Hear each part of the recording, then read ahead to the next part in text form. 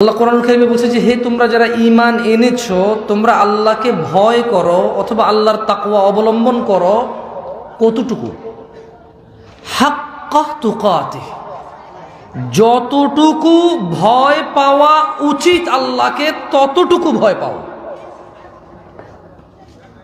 ওয়ালা তামুতুন্না ইল্লা ওয়া আনতুম মুসলিমুন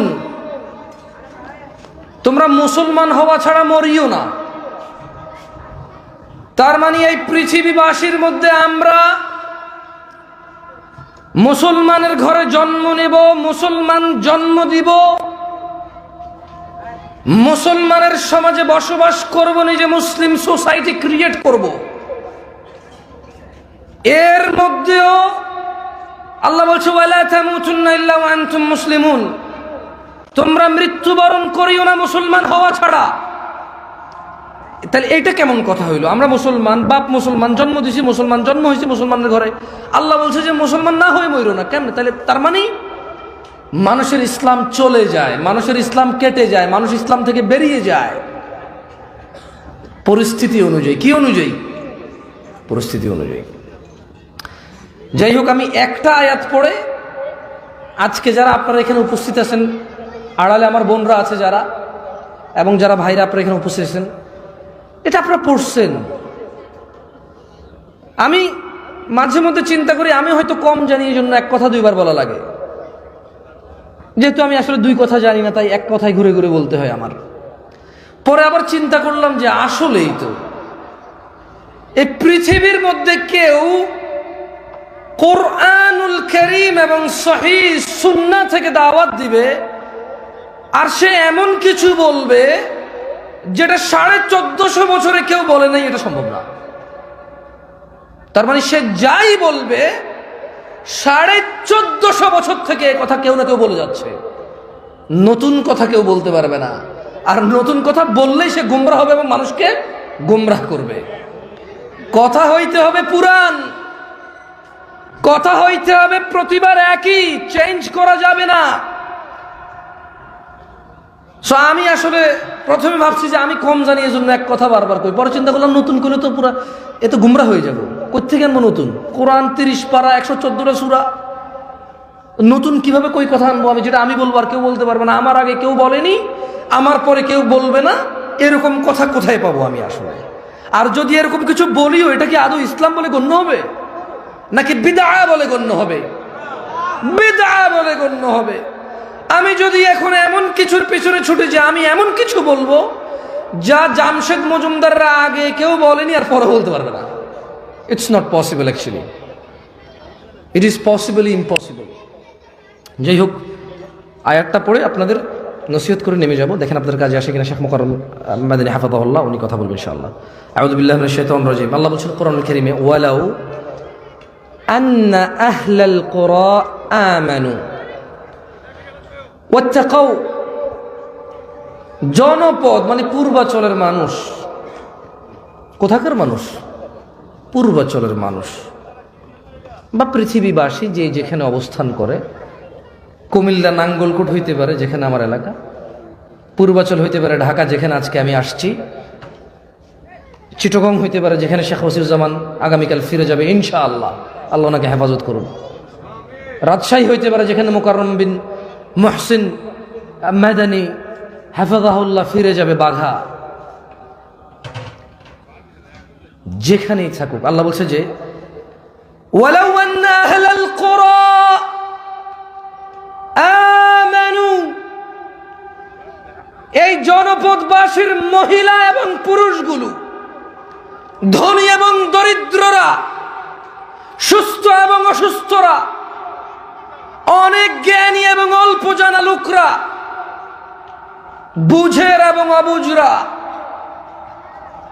তারা যদি আমানু আল্লাহর প্রতি ঈমান আনতো, ওয়াত্তাকাউ আল্লাহকে ভয় করত দাড়ি কাটার পূর্বে, আল্লাহকে ভয় করত গালি দেওয়ার পূর্বে, আমানু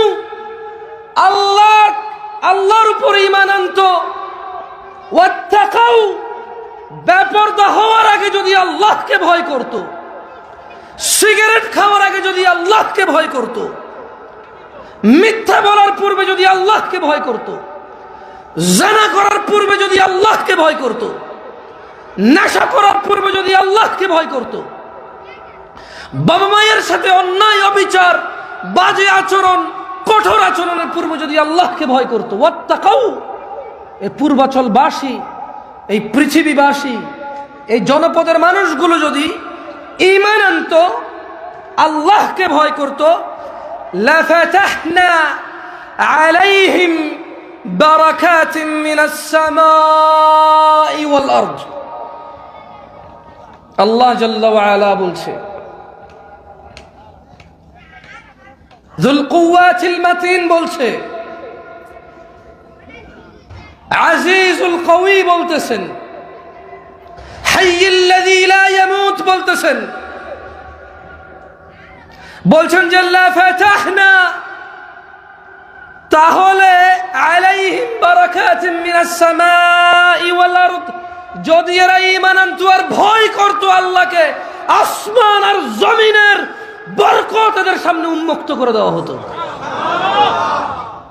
এরা মাটি ধরলে স্বর্ণ হয়ে যেত, এরা ফসল বুনলে ফসলে বাম্পার হয়ে যেত, এরা পানির প্রয়োজনে জমিনে মাটিতে কূপ দিলে পানি বের হইত, এরা যখন খরায় মাটি ফেটে গেছে এরা বৃষ্টির কামনা করলে বৃষ্টি আসতো, এদের মাটিতে যদি পানি প্রচুর জমে গেছে ফসল নষ্ট হয়ে যাবে, এটা যদি ওরা আফসোস করতো আর আল্লাহর প্রতি আস্থা ভয় রাখতো, এই পানি নিষ্কাশন হয়ে যেত, এদের বাচ্চা কাচ্চা মানুষ হইতো, এদের বাচ্চা কাচ্চা মানুষ হইতো, এদের বাচ্চা কাচ্চা মানুষ হইতো, যে দুনিয়া ও আখিরাতে ওর কল্যাণে আসতো। লাফাতাহনা আলাইহিম বারাকাতিন মিনাস সামাই ওয়াল আরদ ওয়ালাকিন কাযযাবু, কিন্তু ওয়ালাকিন কাযযাবু ফাআখাযনাহুম বিমা কানু ইয়াকসিবুন, কিন্তু তারা সত্যকে প্রত্যাখ্যান করলো, কাজেই তাদের কৃতকর্মের কারণে তাদেরকে পাকড়াও করলাম। আল্লাহ বলছে শাস্তি দিয়েছে জন্য। যদি ঈমান আনতো, ভয় পাইতো, কি আনতো, কি আনতো, কি পাইতো, কি খুলতো, আসমান আর জমিনের বরকত খুলতো। কি খুলতো? কার জন্য খুলতো? না, ঈমানদার আর ভীতু আল্লাহ ভীরুর জন্য আসমান জমিনের বরকত খুলতো। ওই যে মেয়ে, হুজুর আমার জামাই কথা কথা মারে, আমি নামাজ পড়ে দোয়া করি, তাহাজ্জুদ পড়ি, ও কথা শুনে না। প্রথম দিন হুজুর খুব ভালো ছিল, আমার শাশুড়ি এটা সেটা বলতো, তারপর ও আমাকে সাপোর্ট দিত। এখন হুজুর হঠাৎ করে দেখে ফেসবুকে আরেক মেয়ের সাথে কথা বলে। আরে বাবা, তুমি চাইছো 5 ফুট 6 ইঞ্চি 6 ফুটের একটা পোলা তুমি পাইছো, তুমি চাইছো সাদা চামড়া পাইছো, তোমার বাপ চাইছে তোমার খাওয়া দাওয়ার সিকিউরিটি হবে, হয়েছে। তোমার বাপ চাইছে ঈদে চাঁদে নতুন জামা কাপড় কিনে দেওয়ার অ্যাবিলিটি আছে, ছেলেরা আছে।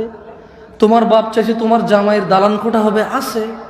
তোমার বাপ তাকওয়ার দিনদারিতা চায় নাই, ওটা নাই। তোমার বাপ যেটা চাই নাই সেটা এখন তুমি লাভ নাই তো এটা বলে। এই তো মাদানী সাহেব আছে, বলুক তো মাদানী সাহেব ইসলামে কোথাও বলা আছে খারাপ মানুষকে বিয়ে করে ভালো করো? বলা আছে মাদানী সাহেব? বিয়ের ব্যাপারে কি 4টা জিনিস দেখি আমরা। কারা আলাইহিস সালাম, কে বলছে? কে? খায়রুল খালক মুস্তাফা আলাইহিস সালাম বলছে। কে বলছে? হাবিবুল্লাহ বলছে। কে বলছে? খালিলুল্লাহ বলছে। কে বলছে? নবীউল্লাহ বলছে। কে বলছে? রাসূলুল্লাহ বলছে সাল্লাল্লাহু আলাইহি ওয়াসাল্লাম। বলছে যে 4টা জিনিস দেখে মানুষ, একবার শেষে যায় দেখে দিনদারিতা। শেষে যায় কি দেখে? আল্লাহ নবী সাল্লাল্লাহু আলাইহি ওয়াসাল্লাম বলছে যে পেলে বিয়ে করে ফেলো। এটা পুরুষ মহিলা উভয়ের জন্য। কি পেলে বিয়ে করতে বলছে? নাহলে বলতে হুজুর এখন ফেসবুকে চ্যাট করে ধরা খেয়ে গেছে। লা হাওলা ওয়ালা কুওয়াতা ইল্লা বিল্লাহ। ওই মেয়ে মনে করে এই ছেলে যখন এই মেয়ের সাথে কথা বলে, বিয়ে করে নাই, এটা হচ্ছে প্রেম। ওরে বিয়ে করার পরে আরেক মেয়ের লোক কথা বললে ওটা হলো পরকীয়া। এটা কিন্তু দুই রকম বিচার হলো জিনিসটা। এটা ওই প্রেমিক পুরুষের উপরে জুলুম। ওই পুরুষ যদি এখন প্রশ্ন করে, তোমার বিয়ে না করে কথা বললাম, কইলে ভালোবাসা, ওই মেয়ের বিয়ে না করে কথা কই তুমি কও জেনা আর পরকীয়া, কেন? ওই মেয়ের তো বিয়ে করা যায়, আমার তো আরো 3টা অপশন আছে। সো প্রথমে 4টা অপশন ছিল, when I book to you there is still 3 left, ঠিক না? আল্লাহ আমাদেরকে বোঝার তৌফিক দান করুক। যাই হোক, আমি আর বক্তব্য লম্বা করবো না। আমি বক্তব্য দিলে আয়োজকদের বিরুদ্ধে যায়, আমি ভয় পাই না, যায় আসে না। কি করবে? আমি কি বলার জন্য বসে আছি? ফেসবুক খুলবো, আসসালামু আলাইকুম ওয়া রাহমাতুল্লাহি ওয়া বারাকাতুহু, আলহামদুলিল্লাহ ওয়াসসালাতু ওয়াসসালামু আলা রাসূলিল্লাহ। 200 মানুষ আছে, 2 ঘন্টা পরে দেখবো যে 50,000 হয়ে গেছে। আলহামদুলিল্লাহ। কাজ কি? দাওয়াত পৌঁছানো। কাজ কি? পূর্বাচলে এসে দাওয়াত দিতে হবে, ফরজ আমার উপরে। বরিশাল যে দাওয়াত দিতে হবে, ফরজ আমার উপরে। হ্যাঁ, ফরজ আমার উপরে। কি দাওয়াত দেওয়া ফরজ না বরিশাল দেওয়া ফরজ? দাওয়াত দেওয়া ফরজ নাকি টাঙ্গাইল যে দাওয়াত দেওয়া ফরজ? টাঙ্গাইল কালকে বলেছি, গতকাল না উস্তাদ, গতকালকে উস্তাদকে বলেছি যে আমি যদি ঢাকায় থাকি ইনশাল্লাহ আসতেছি। এখানে নাম থাকা লাগতে হবে আমার, মানে আমার আলহামদুলিল্লাহ চিনে গেছেন না আপনারা। আপনারা তো বুঝছেন যে এই লোক আইসে কথা কইব, হয়েছে তো। একবারে নাম উপরে নিচে মধ্যখানে থাকতে হবে জরুরি? আমি পূর্বাচল আসতে হবে জরুরি না আমার? আমি নাঙ্গল করেছিলাম, সেখানে কথা বলেছি। আমি চট্টগ্রাম বিশ্বকরণে ছিলাম, সেখানে কথা বলেছি রাস্তায়। কিছুদিন আগে আমি ব্রেভারলি হিলে ছিলাম, চিটাগং 1 মাসের মতো ছিলাম, সেখানে আমি কথা বলেছি রাস্তায়। আমার স্টেজ আর মাইক লাগবে না তো। আমার উপরে জিম্মেদারি হচ্ছে যেখানে থাকবো তা'মুরুনা বিল মা'রুফ ওয়া তানহাউনা আনিল মুনকার, ভালো কাজের আদেশ দেব, অসৎ কাজের নিষেধ করবো যথাসাধ্য, নিজেও মেনে চলবো, নিজেও। এটাই তো। সো এখন এবার আসি আসল কথা। এগুলো কেন কইছি? হ্যাঁ, মাহফিল কমিটি টাকুর নিচে প্যান্ট, ওই পুরো এলাকার সবাইকে হেদায়েত করতে চায় নিজেকে ছাড়া। 20 বছর মাহফিল করে, দাড়ি কাটে, লজ্জা লাগে না? আর লজ্জা বাদ দিলাম, লজ্জা কেন হতে পারে? গুনাহ। ভয় পাওয়া উচিত, ভয় পাওয়া উচিত আল্লাহকে। মসজিদের নিচে এই দেশে মেমোরি কার্ডের দোকান দেখছি আমি 10 বছর আগে, মানে গান লোড করে, গান। মসজিদের নিচে দোকান, মানে নিচতলা দোকান, উপরতলা মসজিদ। তাহলে ওই গান বাজনা লোড করা ছেলের হিদায়েত কোথায় বলেন? কঠিন না? কঠিন না? তো ওয়াজের আয়োজক, মাদ্রাসার দাতা, মসজিদের মুতোয়াল্লি যদি দাড়ি কাটে, সুদ খায়, ঘুষ খায়, মিথ্যা কথা বলে, মারামারি করে, কাটাকাটি করে, নামাজ না পড়ে, তাহলে ওর হিদায়েত কত কঠিন।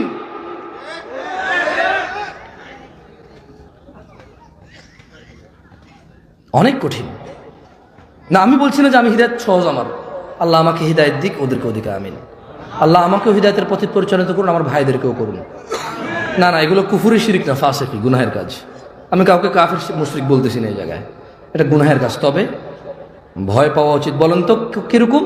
হাক্কা হাক্কা, যেভাবে আল্লাহকে ভয় পাওয়া উচিত। আর যদি ভয় পায় কি হবে বলেন তো? ঈমান আনলে ভয় পাইলে কি হবে বলেন তো? কি হবে? ভুলে গেছেন, খেয়ে ফেলছেন, পানি টানি লাগবে, গলা আটকেছে। আসমান আর জমিনের বরকতের দরজা খুলবে কার জন্য? ঈমানদার এবং আল্লাহ ভীরুর জন্য। আকুলু কওলি হাযা ওয়াস্তাগফিরুল্লাহ লি ওয়া লিসাইরিল মুমিনিন ফাস্তাগফিরু ইন্নাহু হুয়াল গফুরুর রহিম।